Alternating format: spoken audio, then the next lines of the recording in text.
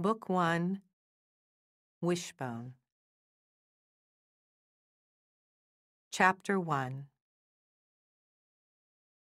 Ruby Bell was a constant reminder of what could befall a woman whose shoe heels were too high. The people of Liberty Township wove her into cautionary tales of the wages of sin and travel. They called her buck crazy, howling, half-naked mad. The fact that she had come back from New York City made this somewhat understandable to the town.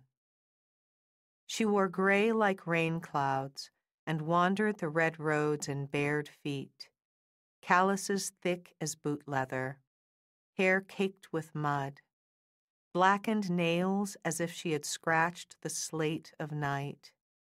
Her acres of legs carrying her, arms swaying like a loose screen, her eyes the ink of sky just before the storm. That is how Ruby walked when she lived in the splintered house that Papa Bell had built before he passed, when she dug into the East Texas soil under moonlight and wailed like a distant train. In those years, after her return, people let Ruby be. They walked a curved path to avoid her door, and so it was more than strange when someone walked the length of Liberty and brought a covered cake to the Bells' front porch. Ephraim Jennings had seen the gray woman passing like a haint through the center of town since she'd returned to Bell Land in 1963. All of Liberty had.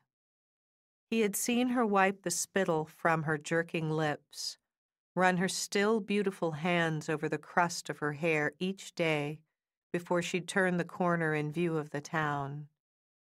He'd seen her walking like she had some place she ought to have been, then 5 steps away from P&K Market, stand pillar still, her rain cloud body shaking.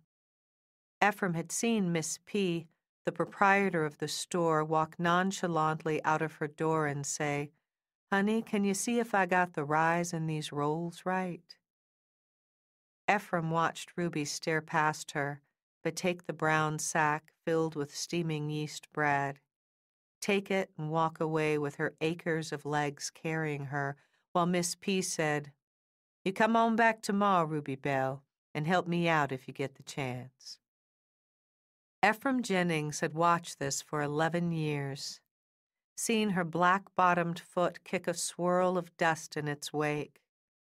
Every day he wanted nothing more than to put each tired soul in his wide wooden tub, brush them both in warm, soapy water, cream them with sweet oil and lanolin, and then slip her feet, one by one, into a pair of red heel socks. But instead, with each passing year, he watched Miss P. do her Christian duty from the corner of his eye, watched the gray woman stoop to accept the doughy alms. He sat alongside the crowd of men parked on their stools outside P&K, who read their papers, played dominoes, and chewed tobacco, toothpicks dangling, pipes smoking, soda pops sweating, just as they had the day Ruby arrived back in Liberty. When she'd stepped from the red bus, the porch had crowded her with their eyes, hair pressed and gleaming like polished black walnut, lipstick red and thick. Her cornflower blue sundress darted and stitched tight to her waist. Ephraim had watched her light a cigarette and glare down at the crowd on the market porch in such a way that made folks feel embarrassed for breathing. Chauncey Rankin had said later, "Not only do her shit not stink, way she acts, she ready to sell it by the ounce." They had all watched steadily as she slipped into madness. Concern, mingled with a secret satisfaction, melted into the creases of their bodies like Vaseline. After a time, they barely glanced up from their papers when Ruby walked up to the market. They yawned her existence away or spit out a wad of tobacco juice to mark her arrival. A low joke might rumble as Miss P handed over her bread, followed by throaty chuckles.